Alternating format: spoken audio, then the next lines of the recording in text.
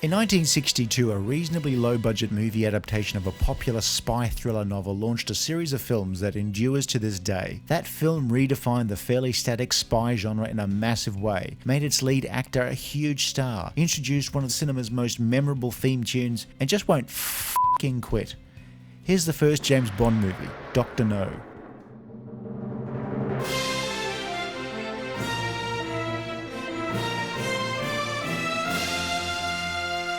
In 1953, Ian Fleming published his first novel, a spy thriller about a high-stakes game of chemin de fer. No, me neither. It's like Baccarat. No, me neither.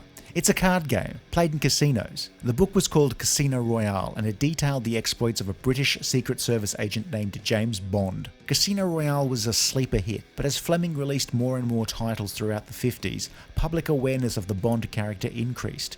Just like how people were initially cool about the Black Death for a long time, but eventually came around to the idea of socially distancing themselves from rats. In the mid-50s, there was an Americanized live TV production of Casino Royale, and it's because of Fleming selling the rights to this one book that Casino Royale has an unusual relationship with the other James Bond films. By 1962, producers Albert R. Broccoli and Harry Saltzman had formed a partnership to make James Bond films, with United Artists distributing. Dr. No was chosen as the first film because they couldn't afford enough letraset for On Her Majesty's Secret Service. Early drafts featured the twist of introducing the title character as a pet monkey, but sanity prevailed and they instead went with a story that was as close to the novel as possible. Imagine if the Hobbit trilogy had just kept to the book. Something like that. Director Terence Young was tapped to direct, and after a long search, Scottish actor Sean Connery was chosen after a long casting process revealed him as the best of a bad lot. The studios weren't certain about Connery, an actor who'd not really stood out too much in previous roles, until somebody decided to ask women what they thought of him. And that was that. There are universal truths common to every human on the planet, man or woman.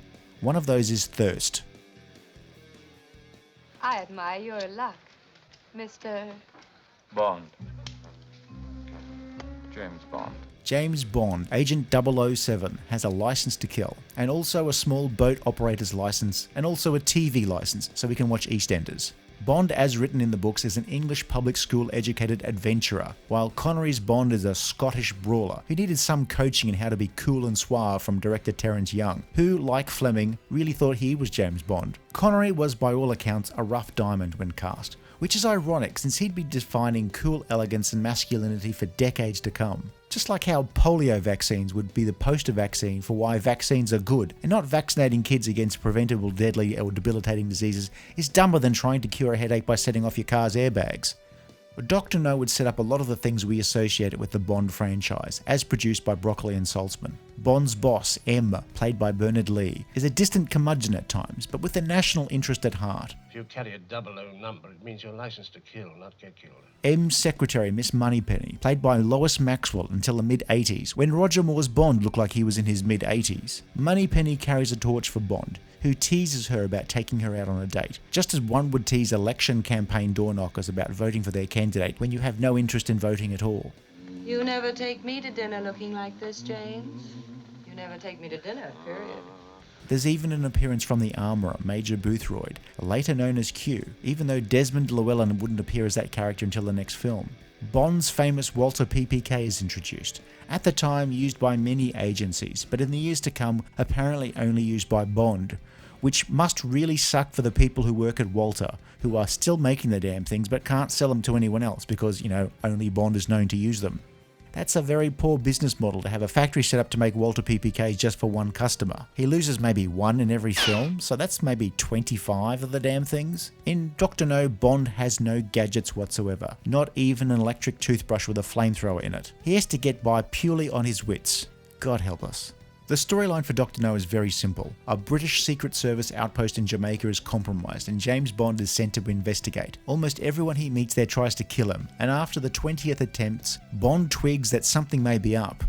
Ma, it's me. Someone else just tried to kill me. After Bond has dispatched approximately 1/3 of the population of Jamaica, Jesus, not another one. He comes up against his ultimate foe, Dr. No, who's half German and half Chinese. Which he's part Chinese because he's a guy from New York with some dodgy makeup. He's also got metal hands, like C-3PO, but without the attitude. Hello? Hey baby, someone's trying to kill me. Was that you? Dr. No has created some technology for interfering with the trajectory of missiles, and Bond has to stop him. It was a simpler time. No dead family members killed by collateral damage, or bad childhood traumas, or avalanches, just a bad guy and a good guy. The good guy, it must be said, is somewhat of a dickhead at times. Maybe that's why everybody's trying to kill him.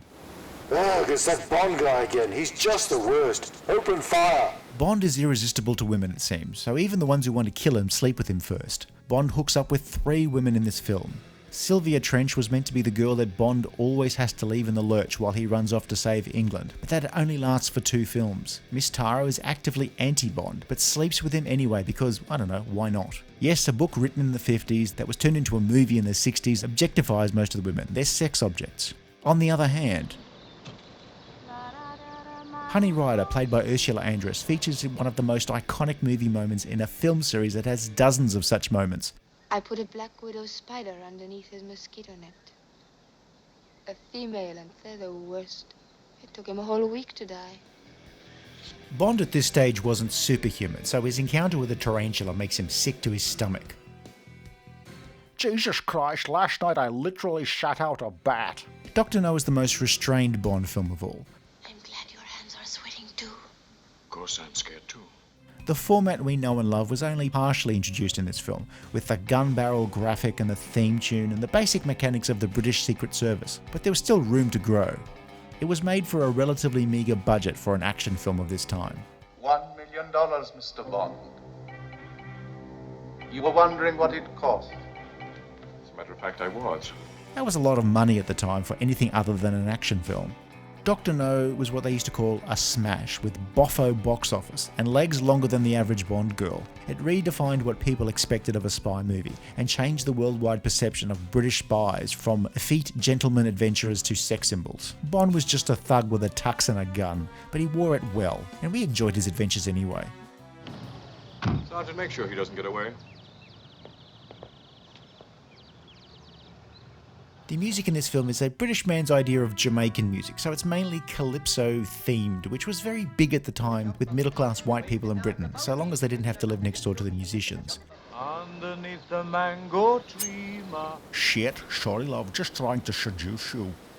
Big band leader John Barry was brought in to take composer Monty Norman's score for a James Bond theme and arrange it to give it some zip, and that's why Barry ended up scoring 11 Bond films.